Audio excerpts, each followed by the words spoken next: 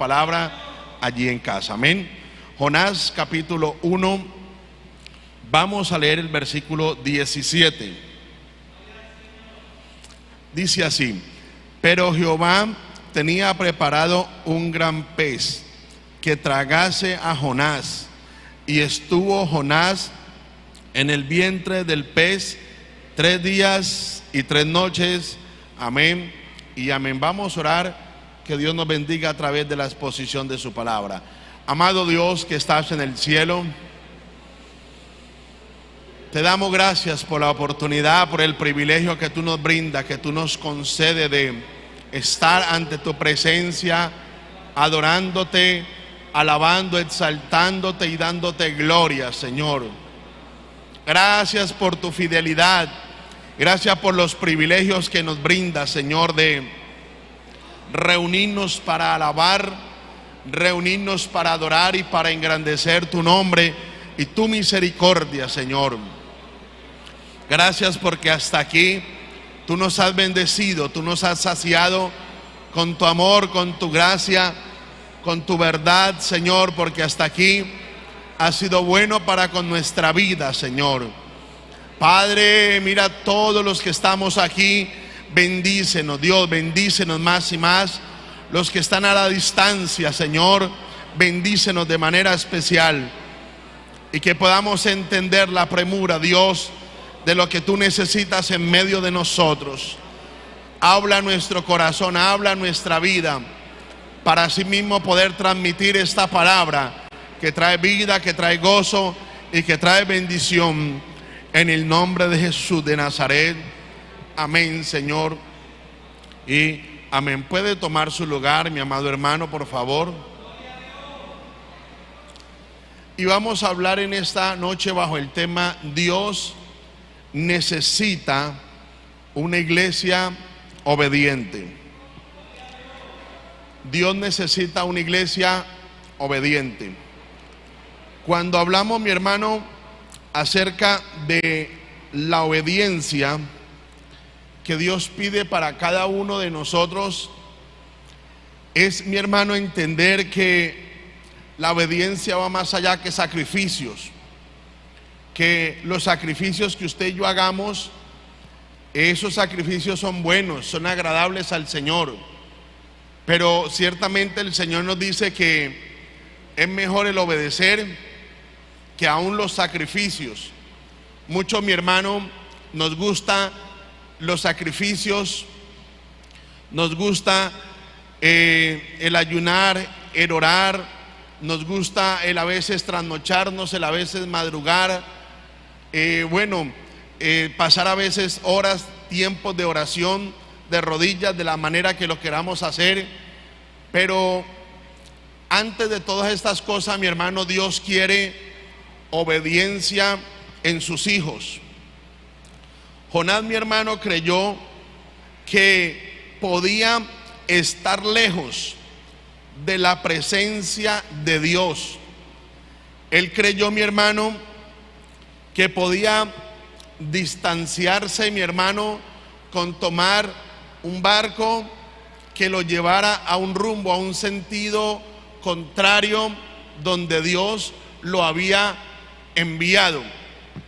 Muchos, mi hermano, hermanos, creemos que tomar rumbos o decisiones diferentes a lo que Dios nos manda, nos dice, hermano, creemos que podemos huir de la presencia de Dios. Todo el que diga: yo tomo este destino, yo hago con mi vida esto, yo a partir de hoy voy a hacer esto y esto con mi vida, hermano, nunca nos podremos salir, hermano, de su radar.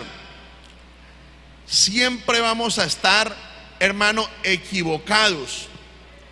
Que las decisiones que tomemos todos los días harán que Dios no nos vea ni que Dios nos siga.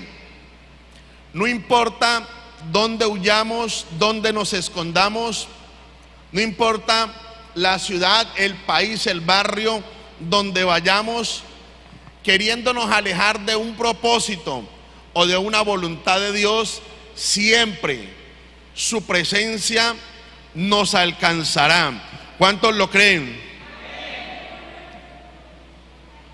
Hay que tener algo muy claro, iglesia, que la presencia de Dios llena toda la tierra. A veces creemos, mi hermano, que la presencia de Dios solamente está cuando venimos al culto y le decimos: Señor, yo quiero tu presencia, anhelo tu presencia, o tócame o lléname, o cuando estamos en la habitación. Creemos que ahí está solamente la presencia de Dios, pero no hay lugar donde vayamos, donde nos escondamos. No hay lugar, mi hermano, donde, hermano, queramos decir: detrás de esta montaña no me va a ver Dios. Detrás de este monte, en esta ciudad, yo me voy a poder olvidar de los planes y de los propósitos que Dios tiene conmigo. No es así, porque recuerde, mi hermano, que la presencia del Señor, dice mi hermano, que aun si bajamos a lo profundo del mar, ahí está Él. Si subimos a lo más alto de los cielos, ahí está Él. Si hacemos lo de Jonás, tomamos un barco, un crucero, y nos vamos con un destino equivocado a donde Dios nos quiere o a donde Dios nos necesita, ahí también estará la presencia y la mirada de Dios sobre nuestras vidas. El profeta Jeremías en el capítulo 23, o el Señor en el capítulo 23, a través del profeta Jeremías, está hablando algo, hermano, muy claro y muy preciso. En el versículo 24, Jeremías capítulo 23, versículo 24, dice, y es una pregunta: ¿se ocultará alguno? Dice Jehová, en escondrijos que yo no lo vea. ¿No lleno yo, dice Jehová, el cielo y la tierra? ¿Qué le está diciendo Dios a Jeremías para el pueblo de él, para los suyos? Le está diciendo: el pueblo se le olvida que yo lleno toda la tierra. Al pueblo se le olvida que no importa el escondrijo, donde él se oculte, donde él vaya, siempre yo lo voy a estar mirando. Hermano, a Jonás le fue fácil, y eso era lo que Dios le estaba hablando a los profetas, le estaba hablando al pueblo de Israel. Por eso usted ve que el Señor le dice en el versículo 22, ahí mismo donde estamos en Jeremías: pero si ellos hubieran estado en mi secreto, ¿qué dice? Habrían hecho oír mis palabras a mi pueblo, y lo habrían hecho volver de su mal camino y de la maldad de sus obras. Dios le está dando esta palabra a los profetas. Le está diciendo que los profetas se habían olvidado de estar en el secreto de Dios y no habían entregado un mensaje, una palabra que Dios les había puesto a decir. Usted sabe que a Jonás fue un profeta que Dios levantó en su tiempo, en su momento, y Jonás no quiso estar en el secreto de Dios, y entonces él no quiso ir, mi hermano, a llevar una palabra a un pueblo que no conocía de Dios, a un pueblo que no sabía de Dios. Pero este pueblo en Jeremías, hermano, necesitaba un hombre, necesitaba una mujer, alguien que se levantara, un profeta que hubiera estado en el secreto de Dios para que les anunciara la verdad, para que les anunciara el propósito que Dios tenía con ellos. Hermano, por eso nosotros no creamos que podemos huir de nuestra responsabilidad ante Dios. Si una de las cosas que Dios le dijo a sus discípulos, de que fueran a las naciones, que fueran a muchos lugares e hicieran discípulos, ¿Para qué hicieran discípulos? Para que los discípulos se encargaran de anunciar, de predicar el reino de Dios. O sea, la responsabilidad suya y mía, hermano, después de que usted y yo nos hacemos discípulos, porque acuérdese que discípulo no es el que está aquí en un altar. Discípulo es aquel que sigue a un maestro, o aquel que sigue a su maestro o a su Señor. La pregunta es, ¿ustedes son discípulos de un maestro? Bueno, yo creí que todos iban a decir amén. Bueno, hay que dar a entender de qué clase de maestros son, ¿cierto que sí? Porque hay algunos que son discípulos de un maestro que puede ser nefasto para su vida. Amén. Pero usted y yo somos discípulos del maestro del cielo, que por excelencia es el que nos enseña y nos encamina y nos lleva, mi hermano, a cumplir un propósito en él. Entonces, hermano, no podemos huir fácil de nuestra responsabilidad sin darle cuentas o razón a Dios de nuestra vida. O sea, usted y yo, mi hermano, debemos de cada día, cada momento que tenemos la oportunidad, darle cuentas a Él, aún de nuestros propios actos, de lo que usted y yo hacemos, de la responsabilidad que Él ha entregado sobre nuestras vidas. Nosotros, mi hermano, lo predicamos una mañana aquí en una escuela dominical.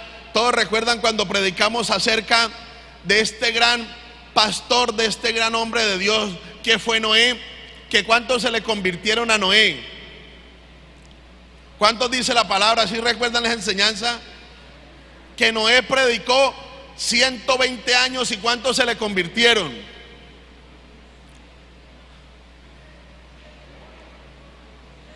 Pero digamos que 8, porque fue su familia la que entró. Entonces, al menos el primer objetivo suyo y mío debe de ser que nuestra familia se acerque y conozca a Cristo.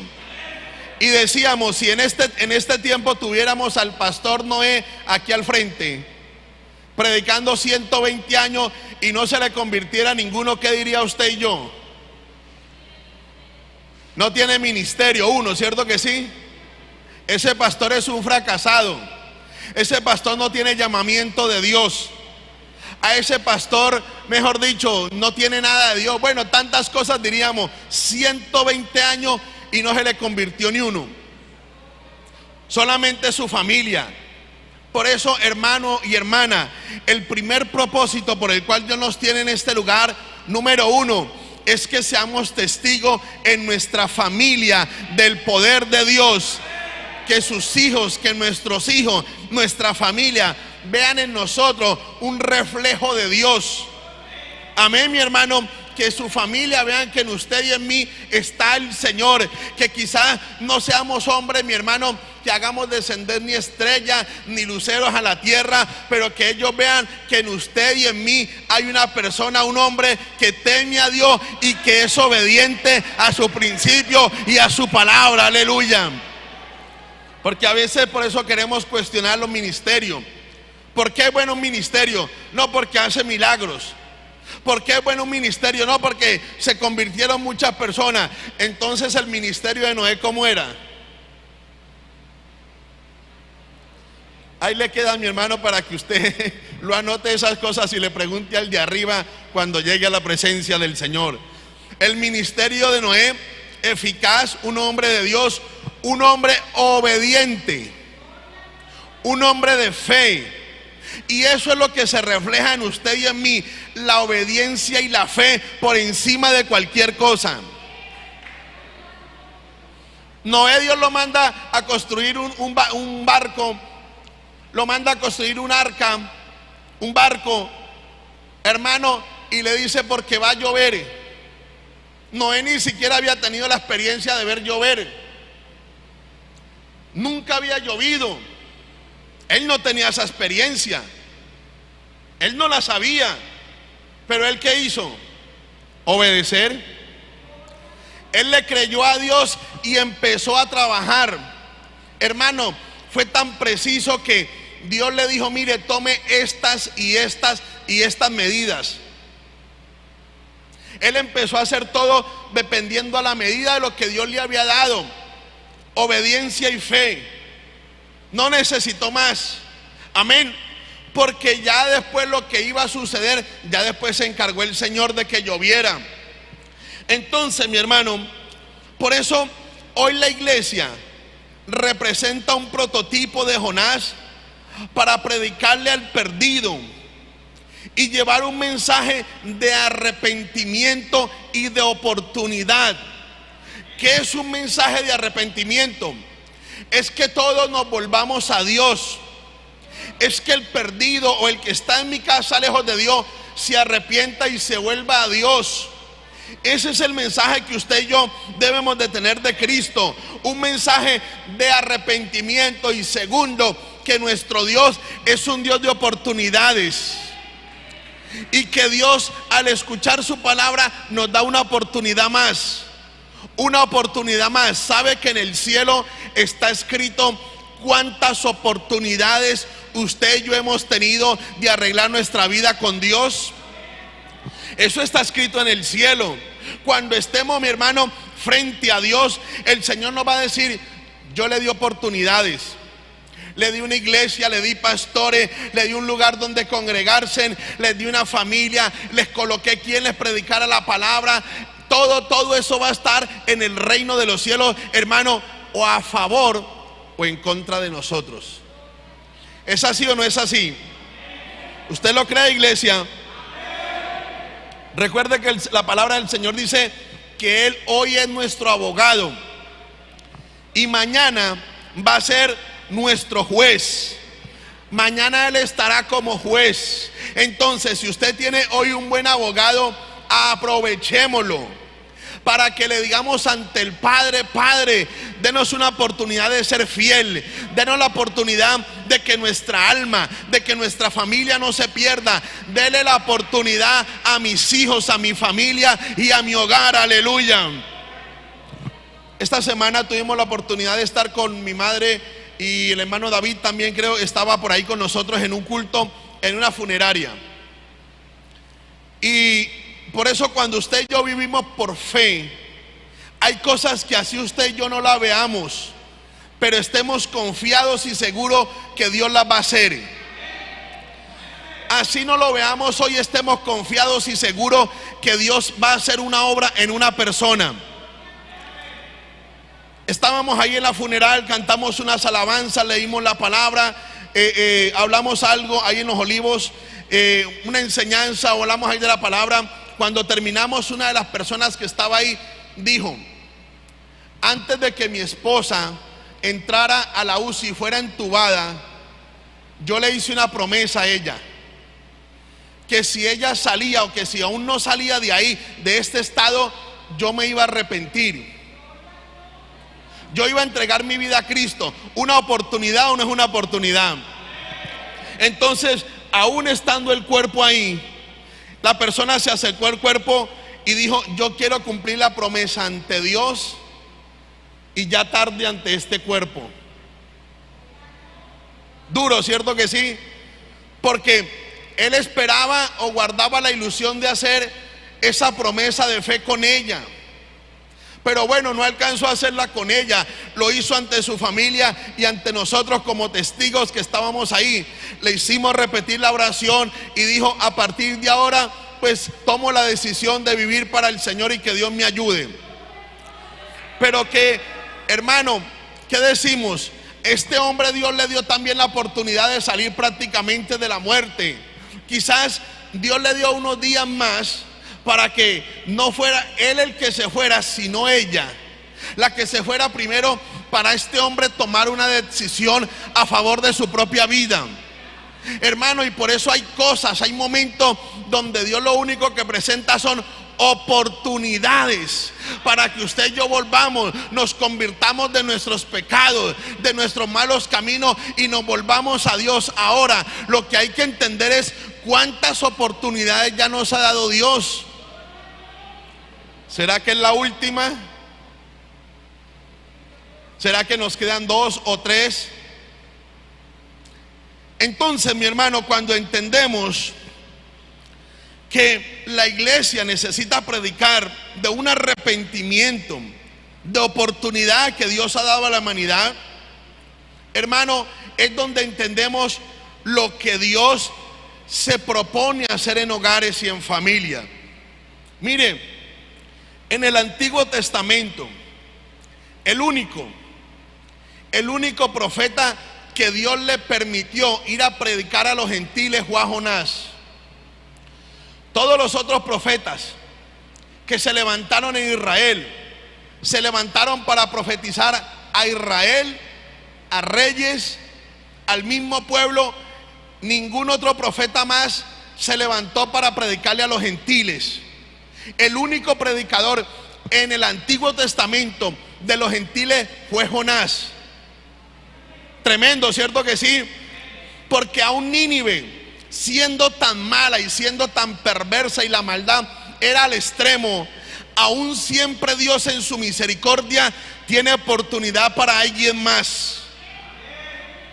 Aún Dios en medio de su gracia, al que no cree, por eso a veces decimos, pero Dios, ¿qué oportunidad va a tener con Julano?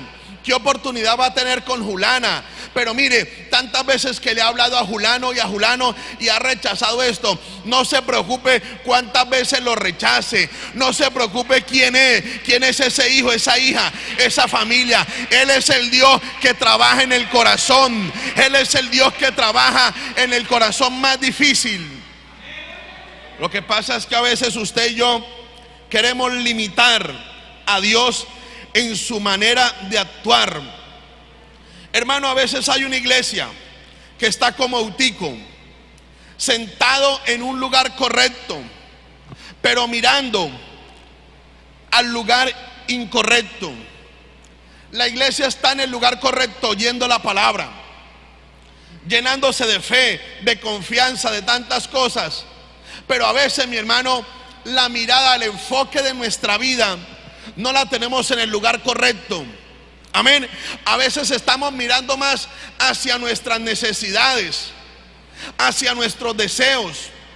Estamos mirando más a lo que yo necesito y a lo que yo quiero, a lo que mi familia necesita, a lo que mi hogar necesita, a lo que mi esposa o mi esposo necesita. Y lo que Dios quiere es que estemos en el lugar correcto, pero quizás estemos mirando hacia allá afuera, a las almas que necesitan un encuentro con Dios, un encuentro con el Salvador.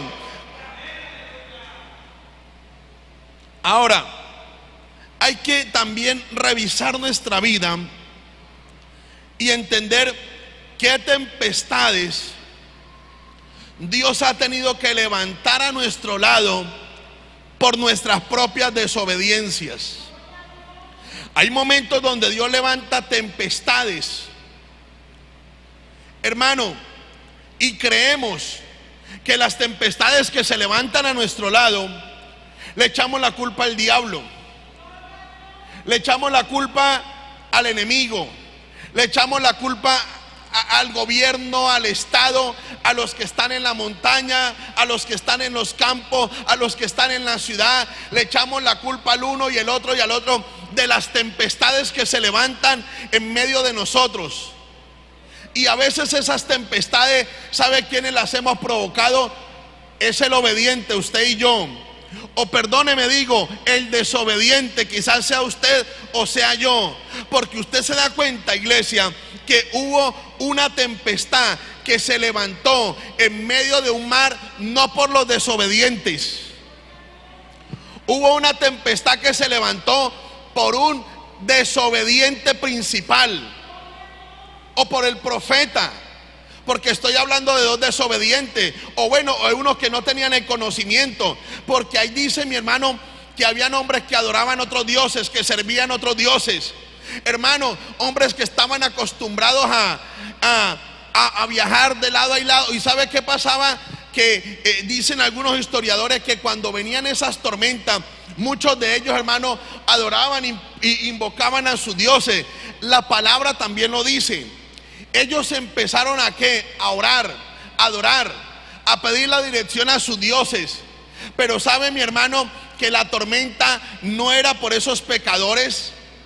La tormenta no era por esos malos, sino que la tormenta era por un obediente que andaba en desobediencia. Un obediente porque él conocía la palabra. Él sabía, mi hermano, lo que Dios le había dicho.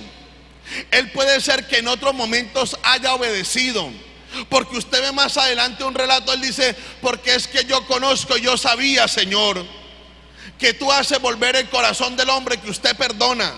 Entonces este obediente andaba en desobediencia.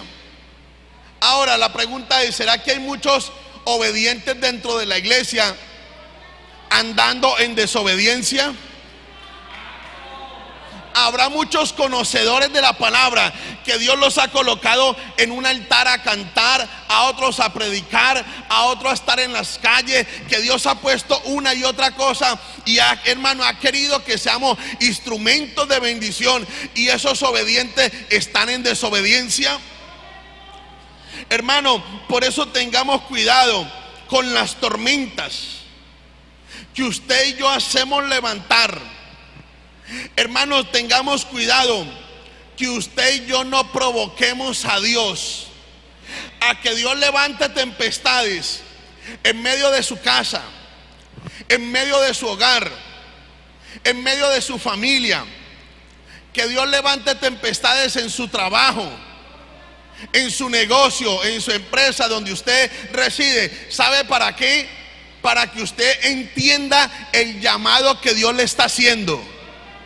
Y entonces no empiece a echarle la culpa al diablo, porque aquí hay gente que cuando se levantan tempestades se viene a ayunar, y yo reprendo el diablo y yo echo fuera y yo no sé qué.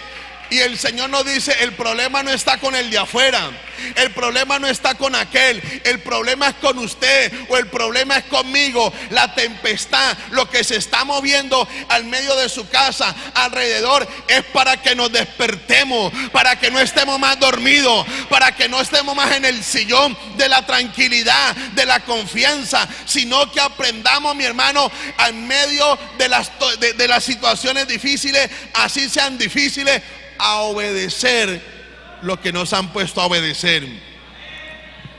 Ahora yo le pregunto: ¿será que usted en estos días ha provocado alguna tempestad?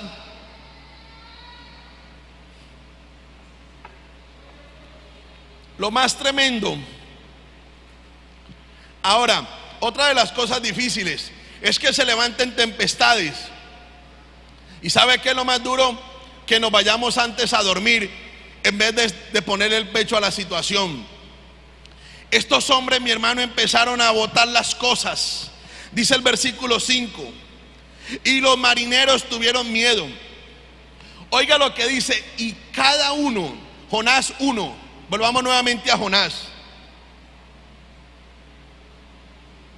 ¿Estamos ahí? Y los marineros tuvieron miedo.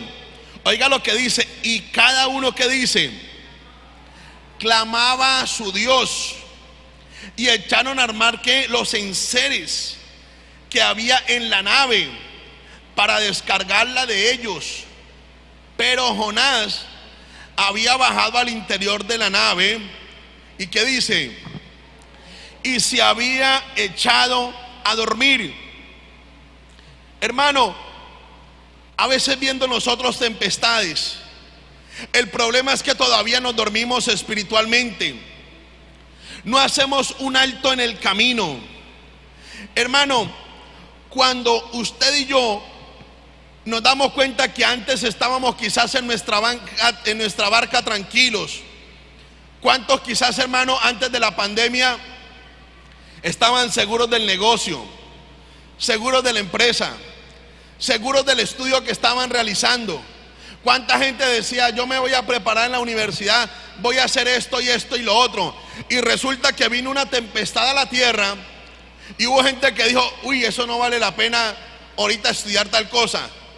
Ahorita a todo mundo se le entró el deseo de estudiar medicina o enfermería.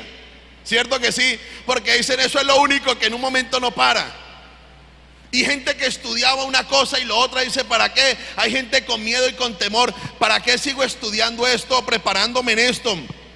Porque a veces vamos dentro de una barca y estamos tranquilos, Hermano, estamos confiados. A veces vamos en nuestra propia barca y ¿sabe qué sucede? Soy indiferente a la necesidad y al problema de otro. ¿Cuánta gente, mi hermano, como está bien él, como se encuentra bien, entonces soy indiferente al dolor de mi hermano, a la necesidad del otro? Como voy tranquilo en mi barca, como voy dormido como Jonás, así la tempestad sean por mí, yo sigo tranquilo que Dios es el que lleva mi barca. Entonces, hermano, somos indiferentes. No importa si los demás pierden, no importa si pasan situaciones extremas, no importa lo que pase, yo sigo tranquilo porque ahí voy en mi barca. Hermano, no podemos pensar en lo de cada uno. Debemos de estar pensando, mi hermano, en que cuando yo soy obediente a Dios y a su palabra, Él tiene cuidado de mí, y que Dios me ha puesto para que con la palabra, con lo que yo le enseñe, Dios también pueda cuidar de aquel que no conoce al Señor. Por eso yo tengo que tener la confianza que Él es el que me ayuda, me protege, el que me sostiene. Y como lo hace conmigo, entonces también lo hace con el perdido. Entonces también, mire, ¿cuál era el propósito de Dios hacer, hermano? ¿O qué quería hacer Jonás con Nínive?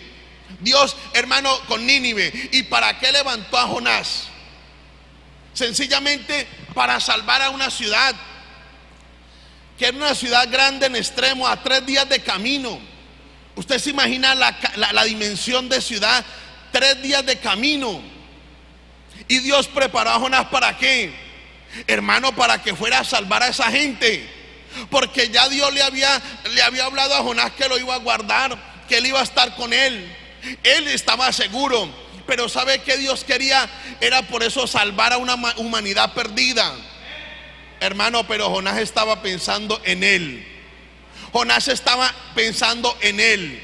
¿Será que hoy todavía estamos pensando en nosotros solamente? Y que los demás se salven como puedan.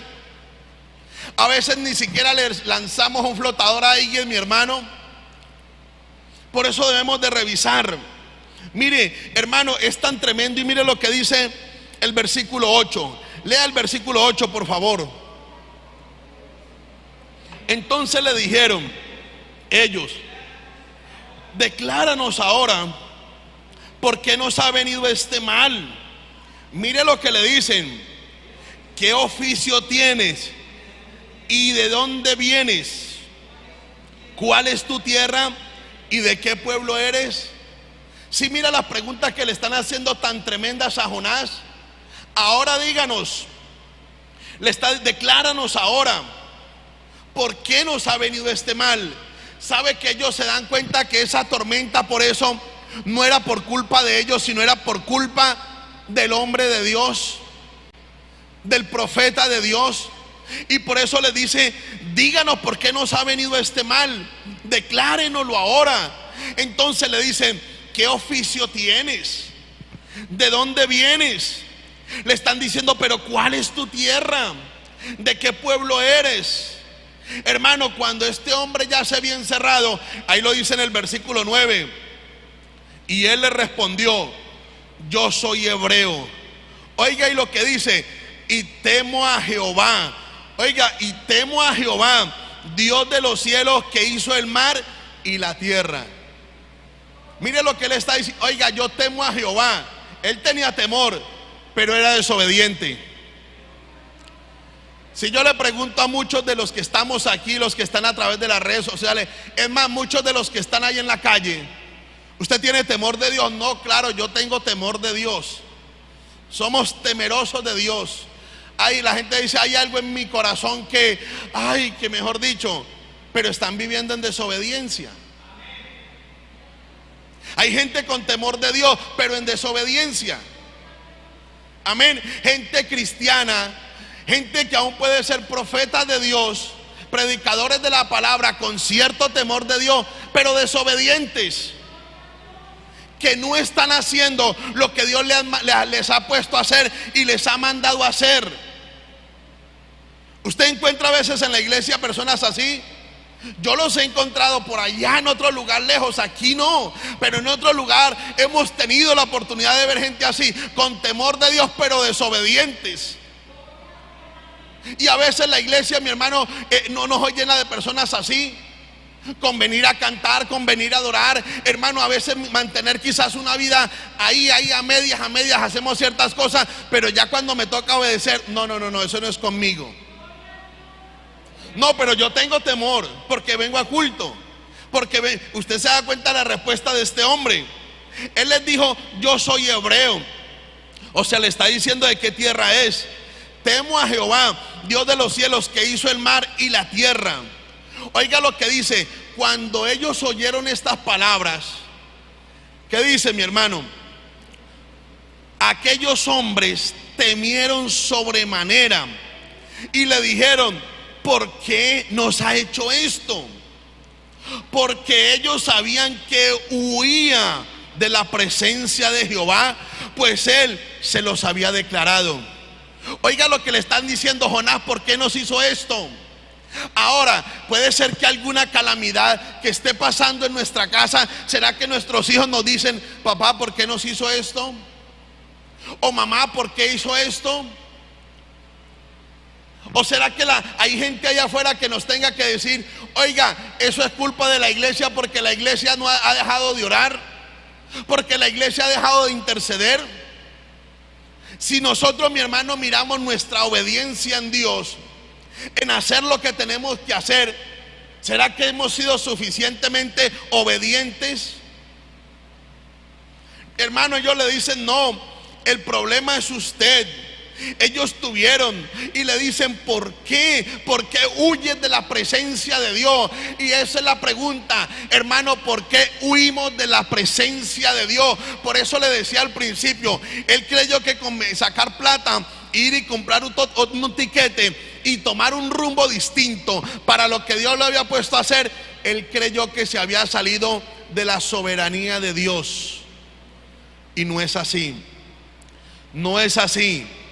Amén. Él dijo: Dios me mandó para Nínive, entonces yo me voy para Tarsis. Hay gente que cree: oiga, si yo me encamino por la ruta que va a Nínive, ahí Dios me va a ver y Dios está ahí. Pero si yo me encamino por esta ruta, ya Dios va a ver solamente ese pedazo y no va a ver por donde yo coja. No es así, iglesia. Por eso le decía al principio: no hay rincón, no hay esquina, no hay lugar donde usted y yo no estemos bajo esa cobertura de Dios, que Dios nos esté mirando. Oiga, no importa si estamos huyendo al sentido contrario a donde Dios nos quiere, donde Dios nos necesita, su mirado, su mano de amor, su gracia estará mirándonos todos los días. Hermano, mire, es tan tremendo. Ellos les dicen: mire, tómenme, échenme al mar. El versículo 14 nos dice: entonces mire los que clamaron.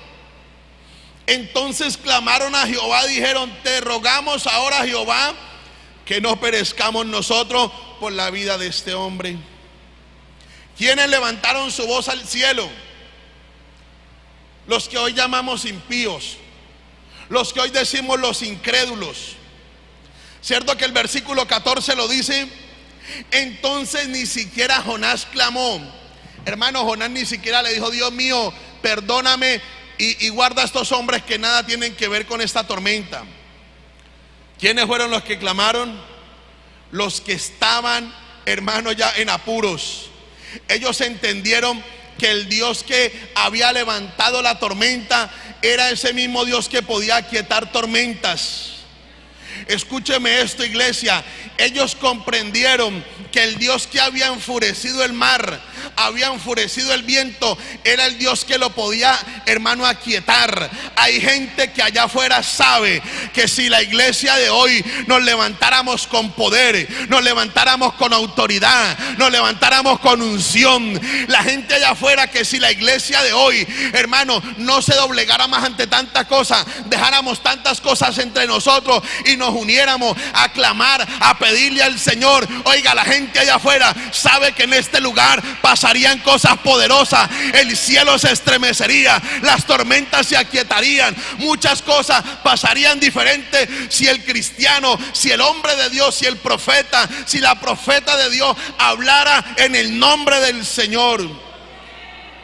Pero qué triste es que los que están clamando es allá afuera y nosotros quietos, indiferentes, nuestra fe, nuestra obediencia a medias, nuestra comunión, nuestra relación con Dios a media. Es tiempo de que como iglesia nos volvamos a Dios, nos humillemos ante su presencia y le digamos: Señor, acá hay una iglesia que se quiere despertar y mover en el poder de Dios. No dejemos que otros clamen, porque la bendición es para usted y para mí, el clamor por las almas perdidas. Aleluya. Iglesia, ellos fueron los que clamaron.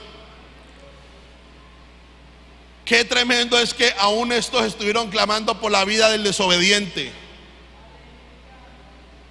Amén. Tres cosas importantes hicieron estos hombres. Qué impresionante, ¿no? Mire lo que hicieron. Número 1, versículo 16. Temieron a aquellos hombres que dice a Jehová. Lo primero que hicieron, que fue ellos temer a Jehová. ¿Qué dice después? Con gran temor. Oiga lo que dice después. ¿Ofrecieron qué? Sacrificios a quién. E hicieron, ¿qué dice? Llévese eso en el corazón. Tres cosas hicieron estos hombres. Primero, temieron a Jehová. Cuando ellos vean, cuando el mundo vea, hermano, que clamar a Dios realmente hay poder, algo hay diferente, la gente va a temer a Jehová. Dice que temieron a Jehová. Segundo, ¿qué dice? Ofrecieron sacrificios. Hermano, en medio, no sé, en medio de la embarcación donde estaban, no sé cómo, no, ahí no lo dice, pero dice que ofrecieron sacrificios. O sea, rindieron su vida. ¿Y sabe qué fue lo más importante? Que hicieron votos a Jehová. ¿Sabe qué podemos decir en esta noche? Que ellos se pararon y dijeron: nunca vamos a desobedecer a ese Dios del cielo y de la tierra. Porque ¿qué es hacer votos? Hacer compromisos, ¿cierto que sí? Hacer compromisos con un Dios. Ellos, hermanos, hicieron compromisos, hicieron votos con Dios. Lo que no hizo el profeta, el cristiano, el de la iglesia, ¿sabe que sí lo hicieron los otros? Por eso, hermano, usted y yo necesitamos hoy llevarnos esto en el corazón, que debemos de temer a Jehová, debemos de ofrecer sacrificio. Y hoy quizás es día de hacer votos ante Dios, no ante el pastor ni ante la iglesia. Hay que hacer votos ante Dios y decirle: Señor, a partir de ahora yo voy a obedecer tu palabra, yo voy a caminar en fe, yo voy a ir, Señor, a lo que tú me pidas, y a lo que tú me digas que haga, lo voy a hacer por amor a tu palabra. Aleluya.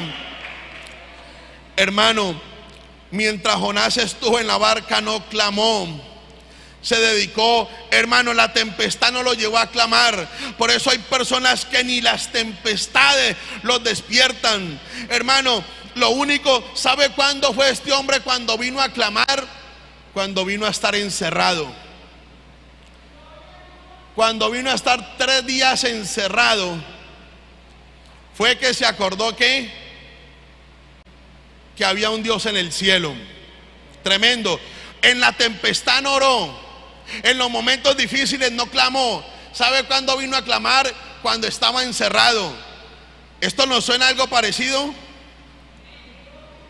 Cierto que sí, en medio de tempestades, de situaciones. Pero cuando nos han encerrado por 3 meses o por tiempo, ¿usted no ha visto que sí hemos clamado y le hemos dicho: Señor, ten misericordia de nosotros?